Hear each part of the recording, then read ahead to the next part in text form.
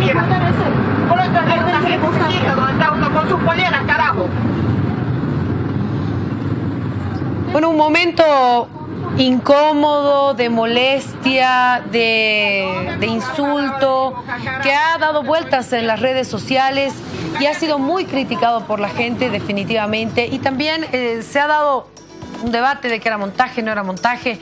Pues bien, lo que sí es cierto es que apareció la víctima de justamente los insultos y ahora tiene el apoyo del Ministerio de Justicia. Está con nosotros justamente el doctor Diego Jiménez, viceministro de Transparencia. Bienvenido, un placer tenerlo acá, doctor. Un placer, Priscila. Buenas noches, estar en Todo Pulmón y saludar a todos quienes nos ven y escuchan a esta hora de la noche. Doctor, hoy usted estaba en Santa Cruz, acaba de llegar justamente. Usted habló con la víctima. Cuéntenos un poquito lo que sucedió. Es así, nosotros al margen de haber tomado y haber visto con mucho repudio, por supuesto, con mucha indignación este tipo de actos, y a veces es increíble ver que todavía pueden pasar, y en este nivel de agravio y violencia, y que realmente una persona puede ser víctima todavía a estas alturas del Estado plurinacional, donde el derecho constitucional a la igualdad, a la equidad es un derecho plenamente garantizado, todavía puedan darse este tipo de circunstancias, este tipo de situaciones. Hemos conocido el video, pero también la señora María Janco, la víctima, muy afectada, ha sido orientada para recurrir al Ministerio de Justicia, y obviamente el Ministerio de Justicia, cuando una víctima, con una persona al que se le han afectado derechos fundamentales, acude a nuestra cartera de Estado y respaldada por prueba, por documentación objetiva, es una obligación nuestra que a través de diferentes servicios que nosotros tenemos, y en este caso el Servicio Plurinacional de Defensa a la Víctima, poder escuchar a la víctima, poder entender la característica del hecho y de forma institucional y con la garantía del Estado a través de nosotros, poder, como en este caso, asumir la representación de la señora y poder patrocinarla en este caso en una denuncia por discriminación y racismo, porque sabemos que esta conducta propia está tipificada en la Ley 045, que es la Ley contra el Racismo y toda forma de discriminación.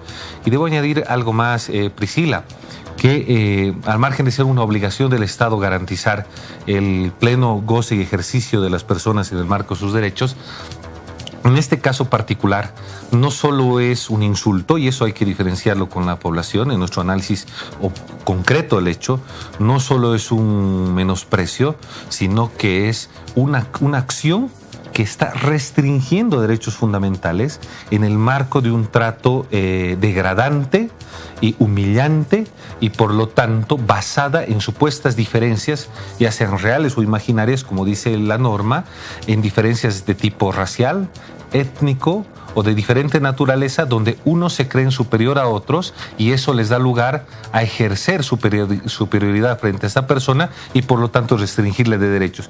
Cuando se configura este esquema, Priscila, pues da lugar a este tipo penal que el Estado ha definido prohibir y por lo tanto penalizar, que es el racismo y la discriminación, y por lo tanto corresponde como tal que nosotros llevemos adelante la denuncia y la querella de la señora María Janco, víctima, y que dejemos un precedente, porque este tipo de cosas no pueden pasar, Priscila. Cuando dice dejemos un precedente, se hace referencia a que se va a buscar la pena mayor, que si no me equivoco es de 1 a 7 años.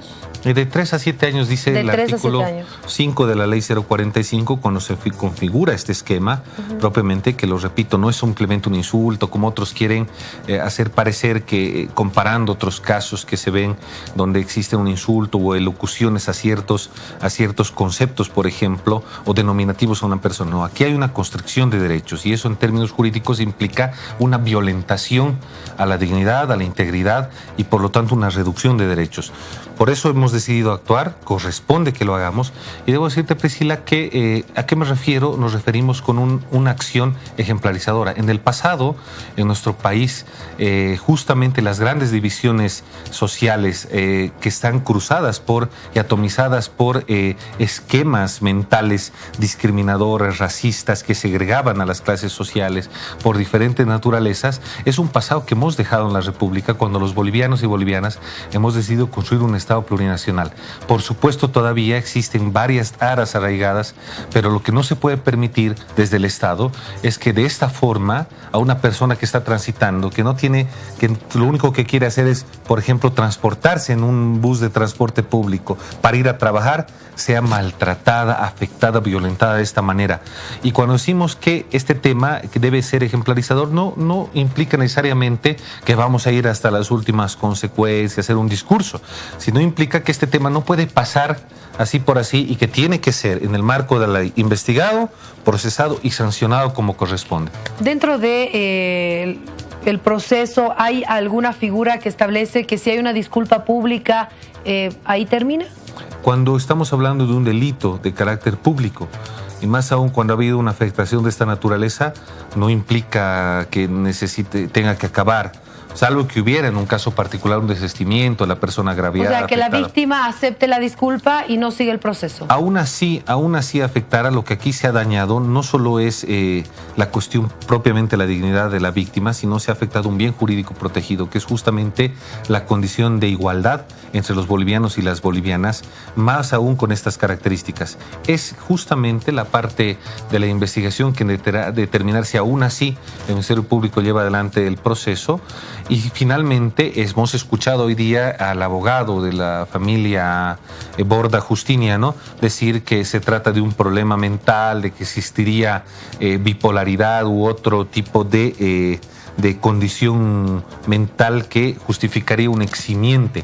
Desde nuestro punto de vista, eso se tiene que demostrar médicamente y será la autoridad jurisdiccional que determine si existe atenuante o eximiente, por una parte, pero nosotros creemos que puede ser un intento, una estrategia justamente para intentar justificar lo que yo veo con mucha pena. Algunos han intentado decir que era montado, etcétera, incluso revictimizando a la víctima. De verdad, en este caso debemos decir, Priscila, con mucha certeza jurídica que es un caso concreto, que hubiera pasado esto en cualquier parte del país, en cualquier parte del Estado, tendría la misma connotación jurídica y que no tiene nada que ver con la ciudadanía, la condición regional, la condición, etcétera, de una u otra persona. En nuestro país, todas las personas tienen la garantía del ejercicio democrático manifestarse como quieran, pero esa libertad del ejercicio democrático, acaba cuando comienza el derecho de la otra persona. Y mucho menos puedo hacer una manifestación cuando esa manifestación discrimina, racializa, ofende y sobre todo humilla a otra persona. Eso está prohibido por el Estado. ¿Quién es la persona identificada? Porque hubo también una polémica respecto a esto. ¿Cuál es el nombre de la señora? Mire, Priscila, existe en este momento, por toda la información que nosotros tenemos, incluso el cruce que hemos hecho con el CEGIP para intentar determinar el proceso de investigación, se determinó que es una de las señoras, y lo digo con mucha honestidad, Borda Justiniano. La testigo principal del hecho dijo públicamente que sería la señora Ramona Borda Justiniano, pero por lo menos las imágenes nos han generado cierta duda con quién sería su hermana. Por no agraviar a alguien que no tiene nada que ver, nosotros preferimos determinar, como lo hemos hecho en la denuncia, que entre estas dos personas que son hermanas, sea el Ministerio Público quien establezca la identidad definitiva, seguramente, ya sea con el descargo, la convocatoria de testificación y otras pericias que se van a realizar. Me imagino que la primera testigo es quien publicó el video. Así es. Vamos a escuchar, por favor, a la jovencita Brígida, que es quien publicó el video y quien hace esta diferencia de las personas que aparecen en el mismo. Escuchemos. El video de un insulto de una mujer hacia una deponera se está viralizando, como también el nombre de esta, que supuestamente están acusando a la señora Rosa Borda Justiniano. Ella no es la agresora, quiero dejar en claro. La agresora se llama Ramona Borda, pero no es la que están compartiendo como Rosa Borda Justiniano, como tampoco es la mujer del dirigente del MAS, que también lo he visto en muchos grupos que le están compartiendo. Ya quiero dejar en claro eso, que esas dos versiones son falsas. Y también todos se preguntan por qué no hice nada en ese momento y me dediqué a grabar. Primero porque estaba yo con los auriculares y no sabía de qué había sido el empujón o había empezado el pleito, y me dediqué a grabar para escuchar y ver por qué se discutían. Pensé que se conocían de antes y no se querían sentar juntas. Entonces me dediqué a grabar, y a lo que yo corto la grabación es que yo le cedo el asiento a la señora de pollera para que se sienta adelante, porque ella quería cuidar su mercadería, sus cosas que llevaba. Y junto a otra brasilera le dijimos a la señora que respeta a la mujer de pollera, pero esta hizo caso omiso y se dedicó a hablar. Ese es uno de los testimonios que se utilizará, me imagino, en el proceso. Sí, esa es una de las testigos seguramente importantes. Ella hará su relación de hechos, seguro explicará su versión, su criterio al Ministerio Público, pero nosotros, por la certeza que nos caracteriza justamente al momento, no voy a definir, sino que sea el Ministerio Público que defina. Sabemos que existen entre estas dos personas. Sí, ¿por qué es importante definir para poder sentar una denuncia? Es porque se afecta a otra persona. Es así. Y aparece justamente la otra persona, y quiero mostrarles el video de quien se siente afectada, y hablamos de la señora Rosa Borda Justiniano, que es de Cotoca, si no me equivoco, y ella dice lo siguiente. Yo soy Rosa Borda, aquí estoy con mi carnet. He venido hasta aquí a Derechos Humanos para pedir ayuda y demostrar que yo no soy esa persona a la cual han mellado, han humillado, me han pisoteado, han usado mi nombre, mi fotografía ha circulado por todas partes. He recibido 1000 ofensas por las redes sociales, me han insultado de todo. Yo quiero que esto se aclare y pido que busquen a la persona indicada. No sé quién es esa señora, cuál es esa persona. Yo lo que quiero es que limpie mi imagen, y pido que se retracten por todos los daños psicológicos y que han hecho a mi persona, como me han bajoneado, me han destruido moralmente. Soy diabética, estoy enferma y esto más encima. Señora Rosa, usted ni siquiera vive en la ciudad de Santa Cruz. Yo vivo en Cotoca, soy de Cotoca, nací en Cotoca, tengo mi casa en Cotoca, tengo mi trabajito, una pulpería, donde paro las 24 horas en mi casa. Nunca he subido esa línea. Eso es lo que dice la señora Rosa Borda Justiniano, que se siente atacada. Sí, justamente por eso, Priscila, yo incluso antes de ver esta declaración, que seguro es de horas de la tarde, nosotros no hemos hecho una enunciación justamente porque es un deber de nosotros cuidar el derecho de otras personas. Por eso hemos dejado, tenemos identificada a la otra posible persona, y ya está presentada, será el Ministerio Público quien termine de definir específicamente la identidad. El hecho concreto, debemos tomar en cuenta todos y en la población que inmediatamente al día siguiente de lo que pasó ya salieron Facebooks,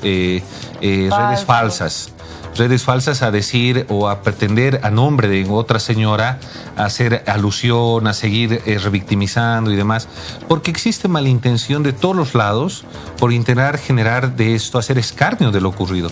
Nosotros, nuestra obligación, nuestra responsabilidad justamente al encarar un hecho de esta naturaleza es tener la certeza de que nos vamos a referir a los hechos concretos. Hemos sido muy cuidadosos, por ejemplo, al momento de presentar nuestra denuncia. Nosotros no hemos definido que está claro seguramente que no es la señora Rosa Borda, pese a que existían todavía dudas por varias de las fuentes que se han conseguido en la investigación preliminar. Seguro será la otra señora, pero lo que sí, no vamos a actuar a la luz de las redes sociales ni al calor de los memes, sino de los hechos concretos. En este momento hay un hecho concreto que se grabó y que tiene testigos y que tiene una víctima y tiene una agresora que ha incurrido en el delito de discriminación y racismo, y es de este hecho generador que va a tener las consecuencias procesales, y no debemos caer, por lo tanto, en los intentos maliciosos, por ejemplo, de vincular a organizaciones, por ejemplo, colectivas, ya de que alguien quería decir lo que quieren hacer es aquí mezclar con las cuñamemberetes, que quieren mezclar. No.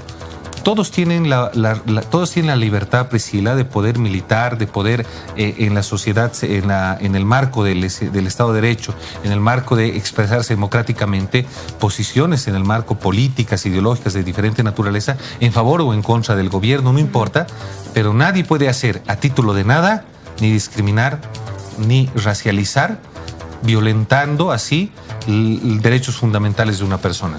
Aquí entiendo que hubo una acción de violencia, dice, ¿no? Psicológica. Se ha violentado un derecho. ¿Qué pasa cuando un viceministro le baja el sombrero a una señora de la tercera edad? ¿Cómo se describe esa imagen? Cuando un viceministro le baja el sombrero, cuando cualquier persona le baja el sombrero de acuerdo a las características, puede considerarse una agresión, Priscila. Puede considerarse una agresión, no necesariamente el tipo de discriminación, la categoría jurídica, porque no está exaltando. Pero sí una agresión. Sí, puede considerarse una agresión. Puede considerarse una agresión de acuerdo al hecho concreto, que lo podemos repudiar, pero debemos entender que la figura de racismo y discriminación, donde se exacerban supuestas diferencias raciales, imaginarias, étnicas, y donde uno le atribuye superioridad a uno sobre otro, y que por esa superioridad tiene derechos superiores frente al otro que debe reducirse sus derechos y por lo tanto limitarse sus acciones en el marco del ejercicio de derechos humanos, estamos hablando de racismo y discriminación. No debemos confundir con otro tipo de agresión. Totalmente de acuerdo. Era más mi duda ante cómo se debería ver esta figura por su conocimiento en derecho, ¿no? Exacto, Priscila. Yo quiero terminar en esta parte señalando de que nosotros en el Estado plurinacional hemos superado muchos de los males endógenos que teníamos como sociedad, que estaban transversalizadas por paradigmas coloniales, en hecho de que existíamos castas de superioridad, inferioridad y sobre todo esa